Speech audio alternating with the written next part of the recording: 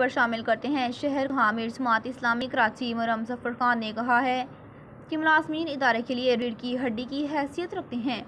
جہاں ادارے کی ذمہ داری بنتی ہے کہ وہ ان کے جائز مفادات حقوق کا تحفظ کرے، وہیں ملازمین کا بھی یہ فرض ہے کہ ادارے کی ترقی کے لیے اپنا کردار ادا کریں اور ادارے کا بازو بنتے ہوئے احسن طریقے سے اپنے فرائض انجام دیں۔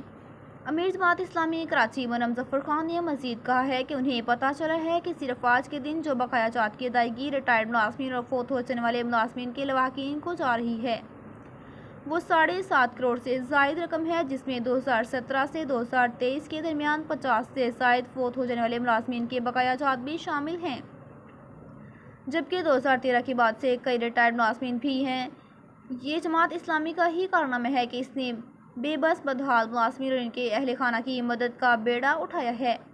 امیر جماعت اسلامی حافظ نعیم الرحمن نے شروع دن سے تمام ٹاؤن چیئرمینز کو ہدایت دی تھی کہ وہ ریٹائرڈ فوت ہونے والے ملازمین کے لواحقین کے واجبات کو فوری ادا کریں تاکہ ان کی مشکلات کا خاتمہ ہو۔ یہ بڑی خوش آئند بات ہے کہ لانٹھی ٹاؤن نے اتنے کم عرصے میں اب تک ریٹائرڈ ملازمین اور وفات پا جانے والے ملازمین کے لواحقین کو واجبات کی مد میں 11 کروڑ سے زائد رقم ادا کر چکی ہے۔ اس کے علاوہ 2018 ایڈ ہاک کے ملازمین کے واجبات کی بھی 75% رقم ملازمین کو ادا کی جا چکی ہے، جبکہ بقیہ 25% پر کام تقریباً مکمل ہو چکا ہے۔ اس موقع پر ٹاؤن چیئرمین عبدالجمیل خان نے رائل نیوز ٹی وی کے چیف رپورٹر کراچی جاوید محمود ارائیں سے خصوصی گفتگو کرتے ہوئے کہا ہے کہ میرے دور میں حاضر ہوں یا ریٹائرڈ ملازمین ہوں یا وفات پا جانے والے ملازمین کے لواحقین کو ان کا جائز حق دیا جائے گا اور ان کے مسائل کو ترجیحی بنیادوں پر حل کیا جائے گا۔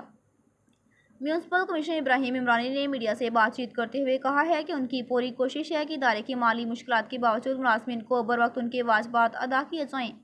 وائس چیئرمین محمد عمران نے اس موقع پر میڈیا سے بات چیت کرتے ہوئے کہا ہے کہ ہم ملازمین کی پریشانیوں سے آگاہ ہیں اور ان کے مسائل کے حل کے لیے ہمہ وقت حاضر ہیں۔